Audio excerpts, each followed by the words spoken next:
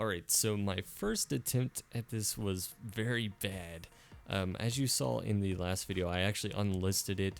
You know, it was just all over the place, very jumbled, and a lot of people in the comments were very confused as to my recommendations and as to what I said on a few tablets. So I tried to remake this to make it a little bit more understandable.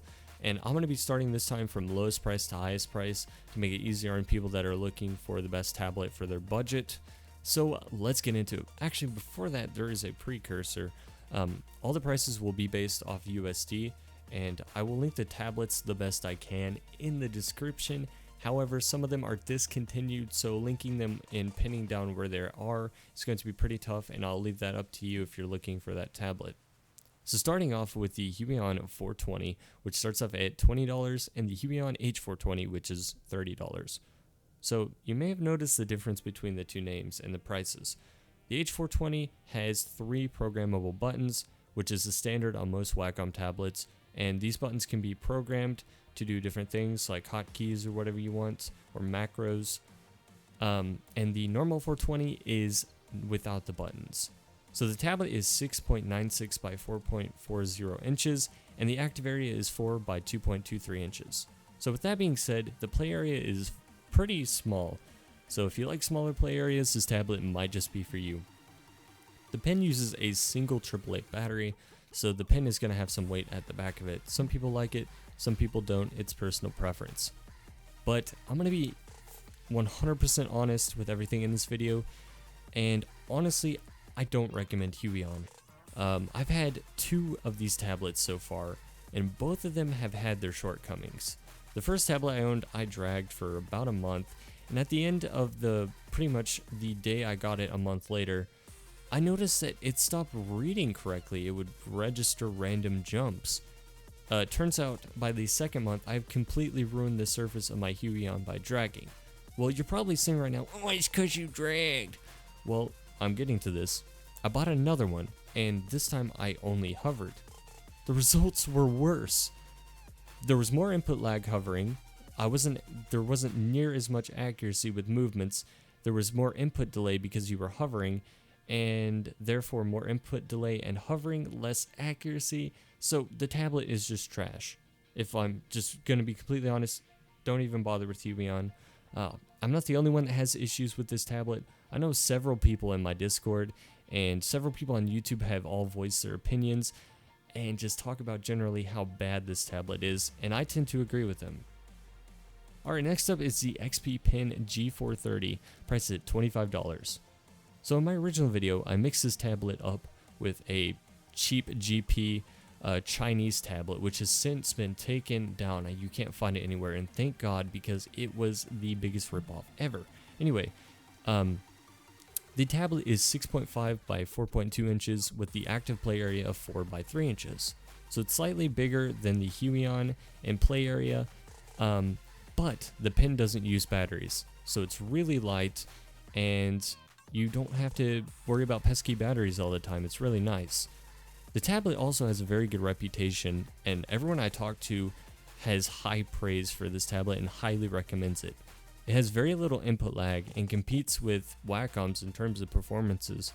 So, if you had a choice between the Huion and an XP Pen any day. Don't even think about the Huion for another second. Stop giving them money.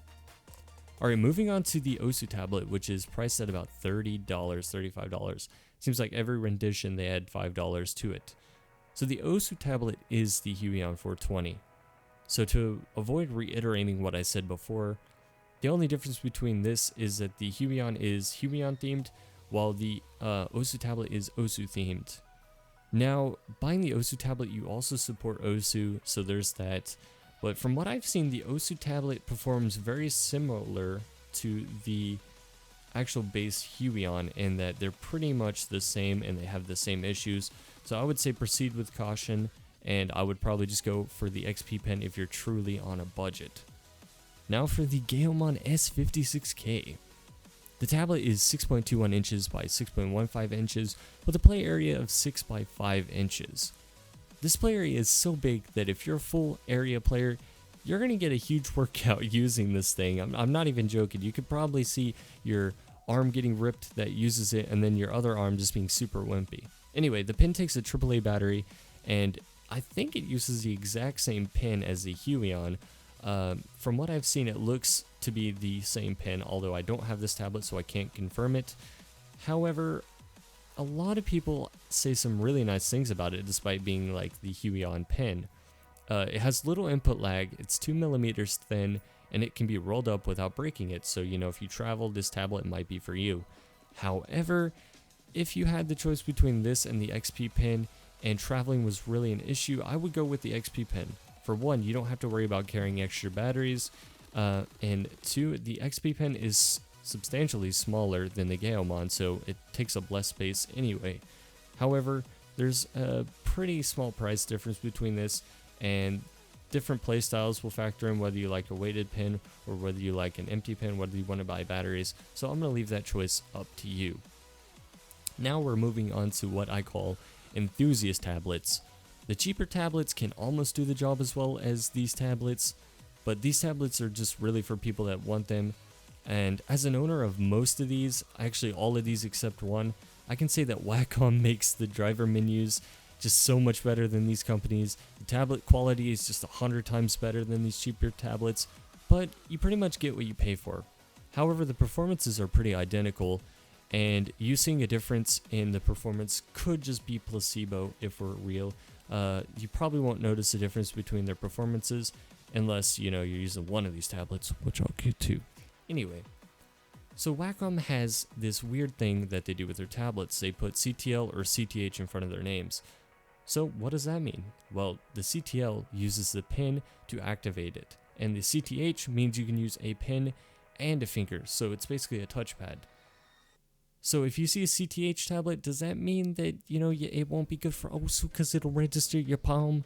No, you can deactivate the touch feature by a switch at the top of your tablet to deactivate it, so you don't have to worry about using your fingers, or like if your finger touches while you're using your pin, it won't register another thing if you turn that off. However, I don't think it registers any touch movements while the pin is on the tablet anyway.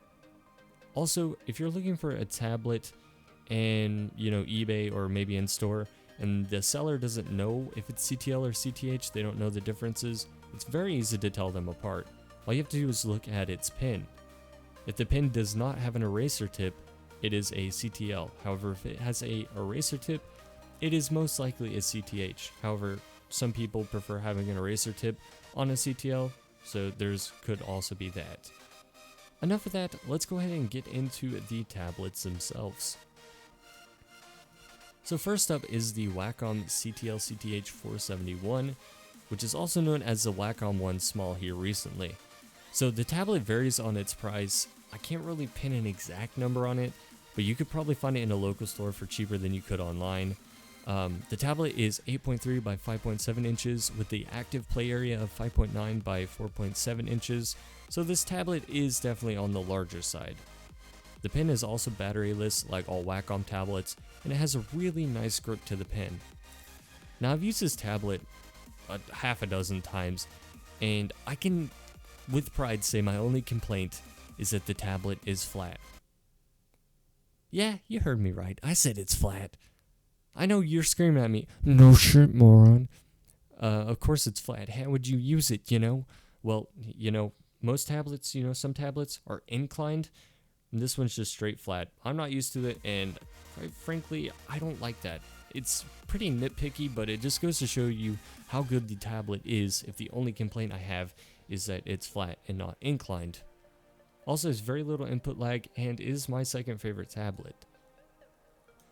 Alright, now for the CTL CTH 480. So the price of this one is also unknown, as they stopped making them a few years ago, so depending on where you find it is depending on where the price is going to be. For example, I found two on eBay for $30 each, and I picked them both up. Someone I know found it in store for $40, so the prices vary. So it comes in at 8.3 by 7 inches with an active area of 6 by 3.7 inches. A slightly wider play area than the 471 with a significantly lighter pen. This tablet also has a very legendary reputation behind it. Has been and is still being used by most of the top Osu players. Now let me just say this tablet is just orgasmic. Something about this tablet just really clicks with me and stimulates my naughty places, if you feel me. Anyway, other than it being my favorite tablet, it's really just a personal preference thing. I prefer inclined tablets, but if you like flat tablets, go for the 471. If you like inclined, I would say go for the 480. Alright, so we got the last, and definitely the least tablet, in my opinion, the 490.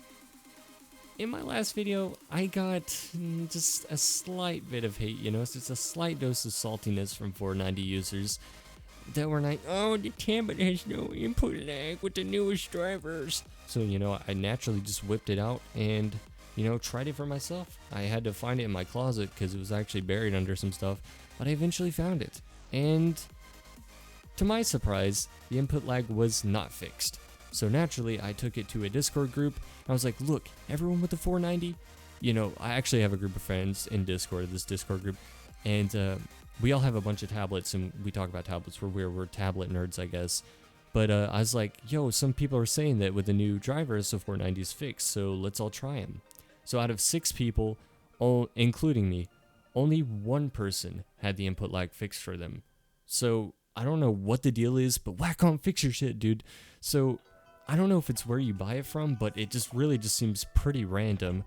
And if you couple that with the expensive price tag of about $79 on Amazon, it's really not worth the pain. I mean, it's basically a slot machine. You pay $79 and you may or may not get a tablet with input lag. I would just go for cheaper options such as the XP Pen, or if you truly want a Wacom tablet, just go for a 480 or 471. They are much better tablets. However, if you're still interested in this one, it is 8.25 by 6.7 inches with a play area of 6 by 3.7 inches. So it's the exact same play area as the 480, and the pen is also batteryless, and it's small and even lighter than the 480. Now, I have Sasquatch hands, and I kind of crush this pen in my hand when I use it, so personally, the pen isn't very good for me. And aesthetically, this tablet is super sexy. I would love to just have this tablet sitting there just because of its aesthetics. And I really want to use this tablet considering I paid $60 for it on sale on Amazon. And come on, Wacom, this tablet looks so nice. I want to use it. I paid a lot of money for this tablet, but I can't use it the way I want to because of the input lag issues. So again, I wouldn't recommend buying this tablet until they fix all the issues with it. Now, I don't know what it is. Maybe it's where you buy it, or maybe it's when the tablet was made. Who knows? Anyway, I hope this helped you guys. I know the last one was super confusing and all over the place, and I hope I really got my point across better this way. Let me know in the comments if your 490 input lag was fixed or wasn't fixed. I'm actually really curious to see the number of you guys. Actually, I'm going to put a straw poll. So if you're a 490 user, do the straw poll in the description below. I want to know how many of you guys have your input lag fixed on the 490. And also, let me know where you got your 490, because I'm starting to think it's kind of where you buy your 490 is what is going on with the tablets. Who knows? We might be onto something, boys. But I'll see you in the next one. Boys.